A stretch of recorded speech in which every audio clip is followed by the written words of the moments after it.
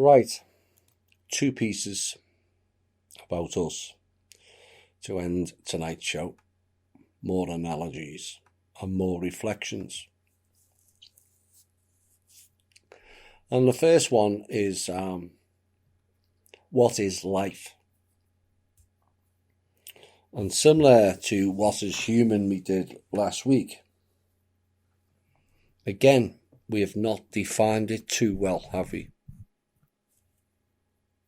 Life is living, experiencing good, bad, or indifferent. Life is learning from the light and the dark.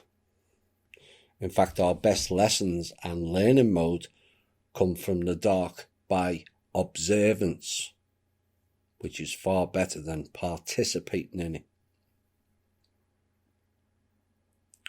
But this life here currently is not about living. As each generation passes, it's become more about surviving and existing than actual living, has it not? So much so now that surviving day to day for well over half of this planet is their only and very existence, while the select few gorge on life and consume everything like it's all going to run out any day soon. The classic think tank tactic of create or announce scarcity where there is none. Remember, according to these scaremongers back in the 1980s and 1990s, we were going to run out of oil before the turn of the century. It's all lies. Oil, which is a bacteria poop, is abiotic, which replenishes itself. Oops. Wonder if Greta Thunberg knows that. For the former, that's not about living. It is an abomination of life. And the more people realise and recognise that fact, the better.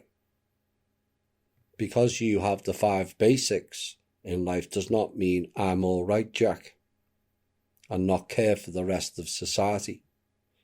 That is no different to being a member of the elites in its base form. And even those who have the 5 basics do not see that they live like kings compared to many others on this planet. There is always the desire, not need, to have more. And our Western society is riddled with entitlement in comparison to many parts of the world.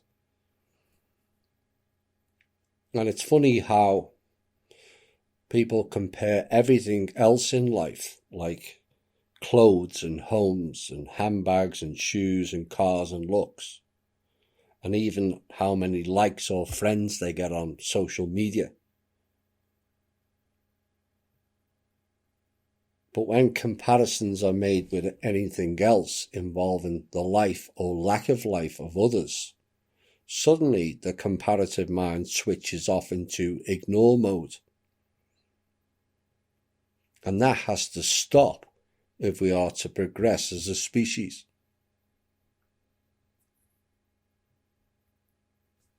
I'm going to repeat some figures. There are some new ones in this. So let's switch back our comparative mind for a second and absorb these figures and comprehend what they are saying about us as a collective. 838 million don't have enough food. That's 1 in 9. 785 million don't have clean water. And here's a figure that will surprise many. 2 billion people on this planet don't even have a toilet.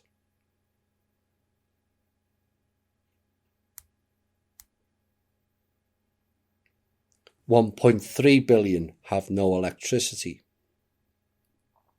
Adequate homes.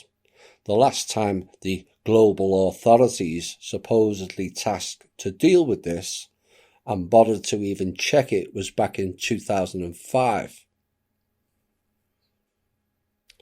What was recorded then is 1.6 billion people didn't have an adequate home.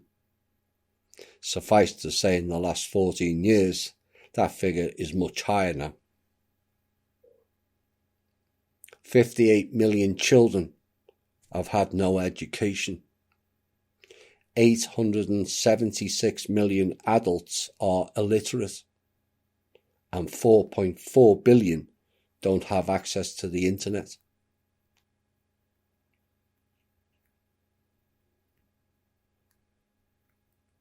Read and weep that you are not in those categories. And that is not said to make you feel guilty of what you have, but it is said to you to kickstart you into concern and caring about what others don't have. They are the priority. In this day and age, with the vast quantity of funds that have been spread around the world through various fake programs, those figures are an utter disgrace. 2 billion with no toilet. 1.3 billion with no electricity. Really? The haves and the have-nots leads to an increase in crime. It goes hand in hand. And the propensity is to frown on people who commit crimes. But if a mother steals food or clothing from a shop to feed or clothe her children because she has no means to provide for them, is that a crime by her? No. It's a crime by the system that created the situation and the public for not caring enough.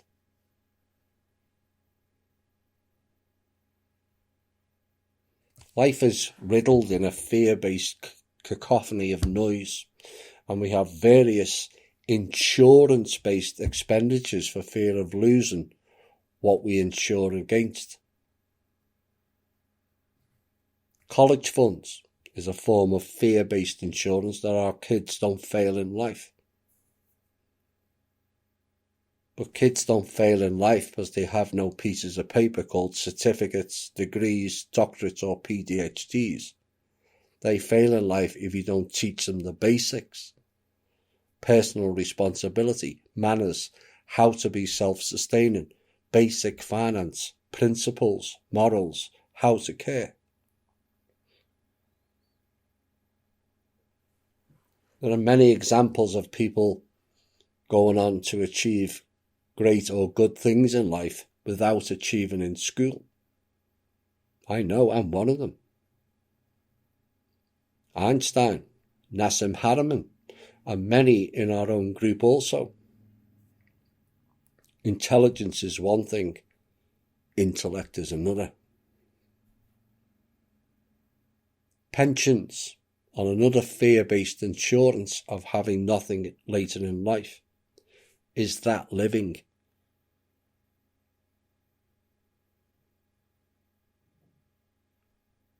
Our working life takes up nearly half of our day.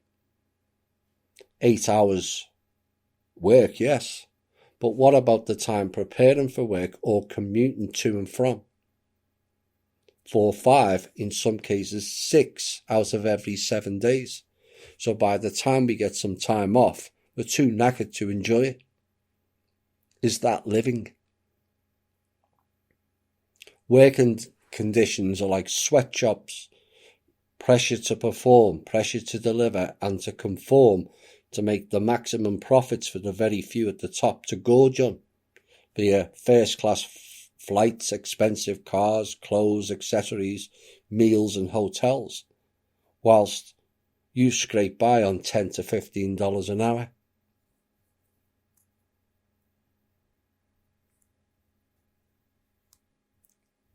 The cost of that lifestyle then impacts on the children and our family life.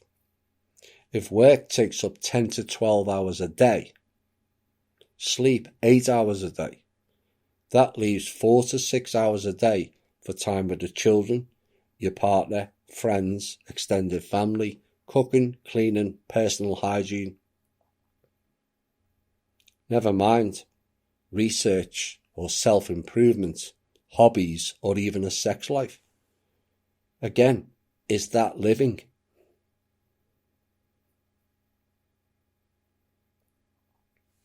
Essentially, we're just being drained like batteries, and yet the very people who are being harvested of energy and living are the same ones fighting to keep the status quo. It makes no sense. What is the definition of insanity? Doing the same thing over and over again and expecting a different result. It's like the RV people. Stupid. The thinking of more equals better. It doesn't. It never has, and it never will. And I hope you all understand that. Think different, act different, and be different. As ours and theirs old model failed on every single level of society. It's all failed. Thinking and acting different and a mindset change is leading from the front. You don't have to be awarded or voted for that position. You just do it. So what is life?